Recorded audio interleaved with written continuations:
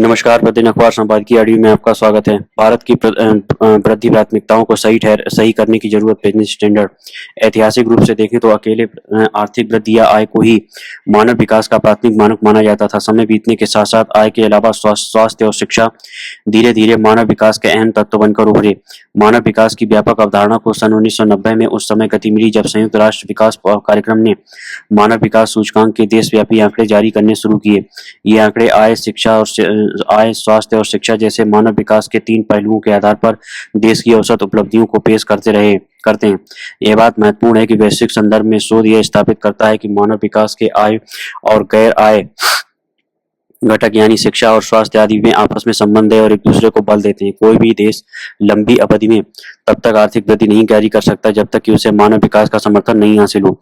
Interlinkage between economic growth and human development in India, A state level analysis नामक एक हालिया अध्ययन जिसे मैंने वृंदा गुप्ता और आकांक्षा श्रवण ने मिलकर लिखा है, में पाया कि देश में आर्थिक वृद्धि और मानव विकास में दो तरफा संबंध है। इससे यह भी स्थापित हुआ कि मानव विकास से आर्थिक वृद्धि होती है और उसका उल्टा भी उतना ही सही है।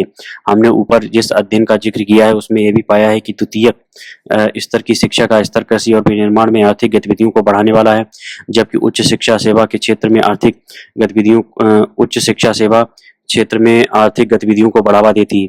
उच्च शिक्षा में नामांकन का सेवा क्षेत्र पर प्रभाव द्वितीयक शिक्षा के कृषि एवं विनिर्माण पर प्रभाव का 4 गुना है। प्राथमिक शिक्षा का आर्थिक गतिविधियों पर कोई असर नहीं दिखा है। इससे संकेत मिलता है कि कम से कम द्वितीयक स्तर पर गुणवत्तापूर्ण शिक्षा की आवश्यकता है ताकि संज्ञानात्मक कौशल विकसित किए जा सकें। ऐसे कौशल आर्थिक वृद्धि से सीधी तौर पर जुड़ा हुआ है। हाल ही में हुए देशव्यापी अध्ययन बताते हैं कि द्वितीयक शिक्षा में निवेश से अहम आर्थिक वृद्धि हासिल होती है जो प्राथमिक शिक्षा से हासिल होने वाले प्रभाव से बहुत अधिक है। दूसरे शब्दों में प्राथमिक शिक्षा को आर्थिक वृद्धि में योगदान देना है तो यह अहम है कि द्वितीयक शिक्षा के व्यापक प्रावधान किए जाएं।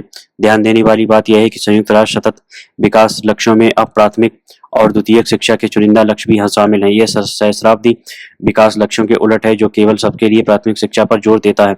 इन्हीं लेखकों के economic growth and human development in India are states converging नामक एक अध्ययन में पाया गया है कि देश के आर्थिक रूप से कमजोर और कम मानव विकास वाले राज्य आर्थिक रूप से सशक्त राज्यों के करीब नहीं आ पा रहे हैं। हालांकि जब विभिन्न राज्यों को आर्थिक विकास और मानव विकास के आधार पर अलग अलग श्रेणियों में बांटा जाता है तो आर्थिक रूप से कमजोर प्रांत समान मानव विकास वाले आर्थिक रूप से बेहतर राज्यों की ओर बढ़ते नजर आते हैं। दोनों अध्ययनों से यह संदेश साफ निकलता है कि आर्थिक रूप से कमजोर राज्यों को अगर अधिक समृद्ध राज्यों की बराबरी करनी है तो भारत को प्रति व्यक्ति आय तथा आकार के मामले में विकसित देशों की बराबरी करनी है, तो मानव विकास को आर्थिक नीति निर्माण के केंद्र में रखना होगा। ऐतिहासिक रूप से देखें तो देश में नीति निर्माताओं ने आर्थिक वृद्धि को प्राथमिकता देते हुए स्वास्थ्य और शिक्षा की अनदेखी सी कर दी है। स्वास्थ्य पर सार्वजनिक व्यय हमारे सकल घरेलू उत्पाद के 1% से भी कम है। यह स्थिति पिछले 3 दशकों से बनी हुई है। 2017 की राष्ट्रीय स्वास्थ्य नीति में इसके लिए 2.5% का लक्ष्य तय किया गया था, लेकिन हम उसके आसपास भी नहीं। सार्वजनिक स्वास्थ्य पर हमारा व्यय रूस के 5.3%, ब्राजील के 4.5%, थाईलैंड के 3.6% और चीन के 2.9% से काफी कम है। इसी तरह शिक्षा पर भारत का सरकारी व्यय सकल घरेलू उत्पाद के 4.6% के बराबर, जो 6% के वांछित स्तर से काफी कम है। इसे 6% करने का लक्ष्य इससे पहले 1968 की राष्ट्रीय शिक्षा नीति में प्रकट किया गया था और 2020 समेत बाद की सभी शिक्षा नीतियों में दोहराया गया। यह भी ध्यान रहे कि 6% का यह लक्ष्य 3 दशक पहले यानी 1986 में हासिल होना था। जन स्वास्थ्य के लिए कम आवंटन के चलते आम परिवारों को स्वास्थ्य और शिक्षा पर अपनी जेब से खर्च करना पड़ रहा है। एक अध्ययन बताता है कि स्वास्थ्य पर खर्च के चलते 2011-12 में 5.5 करोड़ लोग गरीबी में चले गए। स्वास्थ्य पर होने वाले कुल व्यय में 50% से अधिक इसी प्रकृति का स्वास्थ्य पर होने वाले कुल व्यय में 50% से अधिक इसी प्रकृति का होता है, जो दुनिया में सर्वाधिक स्तरों में शामिल है। इसके चलते लोगों को कर्ज लेना पड़ रहा है और कई बार संपत्ति बेचनी पड़ती है। शिक्षा पर कम सरकारी व्यय के कारण बड़ी तादाद में बच्चे आज भी बुनियादी स्तर से आगे की स्कूली शिक्षा हासिल नहीं कर पा रहे हैं। भारत को स्वास्थ्य और शिक्षा पर सरकारी व्यय बढ़ाना चाहिए और यह सुनिश्चित करना चाहिए कि लोगों को अनावश्यक व्यय न करना पड़े। इसमें दो राय नहीं है कि आर्थिक वृद्धि अप्रत्यक्ष रूप से मानव विकास में योगदान के रूप में सरकार और व्यक्तियों को अधिक संसाधन मुहैया कराती है ताकि वे स्वास्थ्य और शिक्षा पर खर्च कर सकें। बहरहाल ऐसे योगदान की गति बहुत धीमी है। बीते 3 दशक में हमारे मानव विकास सूचकांक में केवल 0.20 का सुधार हुआ है। सबसे तेज विकसित होती अर्थव्यवस्थाओं में से एक होने के बावजूद भारत अहम स्वास्थ्य एवं शिक्षा मानकों के पर समकक्ष देशों में से पीछे है।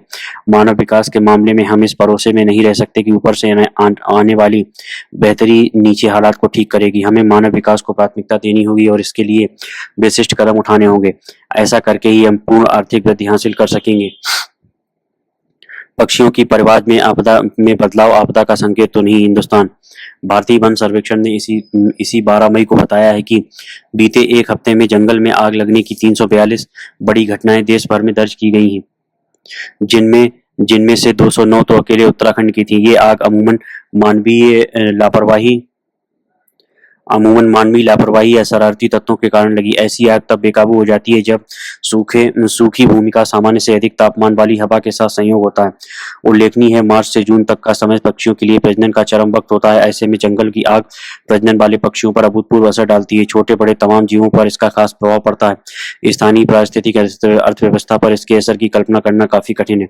साफ है, गर्म होती दुनिया पक्षियों का जीवन भी बदल रही है। विशेषकर भोजन और आश्रय के लिए सर्द उत्तरी अक्षांश से उष्णकटिबंधीय यानी गर्म क्षेत्रों में आने वाले प्रवासी पक्षियों को ज्यादा नुकसान हो रहा है। चूंकि जीन एक पीढ़ी से दूसरी पीढ़ी में हस्तांतरित होती है, इसलिए साल भर भोजन उपलब्ध हो तो पक्षियों की कुछ प्रजातियां कठिन यात्राएं शायद ही करेगी। बेशक पक्षियों का प्रवासन इतनी जल्दी खत्म नहीं होगा, लेकिन ऐसी रिपोर्टें हैं जो बताती हैं कि अपने प्रजनन काल में पक्षी अमूमन जहां जाया करते थे, अब उनमें से कई नहीं जाते हैं। अगर आप दिल्ली की ओखला पक्षी अभयारण्य घूमने जाते हो रहे हो तो आपने देखा होगा कि आर्कटिक क्षेत्र में आने वाले कई पक्षी अब तक यहाँ नहीं आए। इस साल तो कीटों पर भी ध्यान दिया गया है, जिनकी आबादी मूलतः कीटनाशकों के अत्यधिक प्रयोग और प्रकाश प्रदूषण के कारण घट रही है। जाहिर है, प्रवासी पक्षियों और उनके भोजन स्रोतों का आपसी समय मेल नहीं खा रहा है। इससे पक्षियों की आबादी में संकुचन या विस्तार हो सकता है।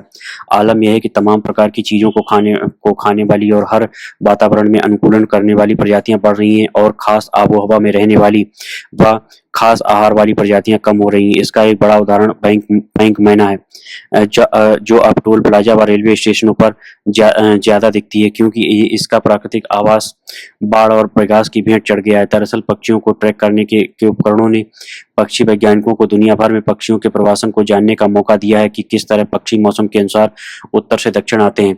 आंकड़ों के मुताबिक भारतीय उपमहाद्वीप सर्दियों में 600 से अधिक प्रवासी पक्षियों का घर बनता है, लेकिन इनमें से 240 प्रवासियों की आमदनी घटती जा रही है। हालांकि विदेशी पक्षी बार हेडेड हंस के मामले में लाभ की स्थिति है। बेशक भारत की आबोहवा विदेशी पक्षियों के लिए विविध परिस्थितियां उपलब्ध कराती है, लेकिन इन पर विकास योजनाओं की गाज गिर रही है।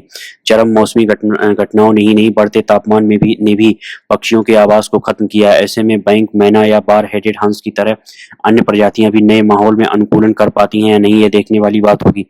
State of Indian birds 2023 report कहती है कि पिछले 8 वर्षों में कम से कम 217 प्रजातियां या तो स्थिर हुई हैं या उनमें वृद्धि हुई है और 204 प्रजातियों में गिरावट देखी गई है। रिपोर्ट के मुताबिक खुले पारिस्थितिकी तंत्र, नदियों और तटों पर रहने वाले पक्षियों की प्रजातियां सर्वाधिक घटी हैं। लेकिन जैसे जैसे प्रवासन का पैटर्न बदल रहा है, हमें जनसंख्या अनुमान मॉडल का या तो विस्तार करना चाहिए या इससे नया गढ़ना चाहिए। साल 2024 के चरम मौसम को एक वैश्विक खतरा मानना होगा। हिंद महासागर भी स्थायी गर्म लहरों में तब्दील हो रहा है। पूर्वी और प्रायद्वीपीय भारत में अप्रैल में काफी ज्यादा तापमान जलवायु संकट की गंभीरता ही बताता है। मगर क्या सिर्फ हमारे अस्तित्व के लिए जलवायु परिवर्तन पर बात होनी चाहिए? नहीं, हम उन तमाम जीव जंतुओं से भी जुड़े हैं जो अपने अस्तित्व के लिए संघर्ष कर रहे हैं। हमें उनके प्रति उतना ही संजीदा होना चाहिए जितना हम अपने लिए हैं। धन्यवाद।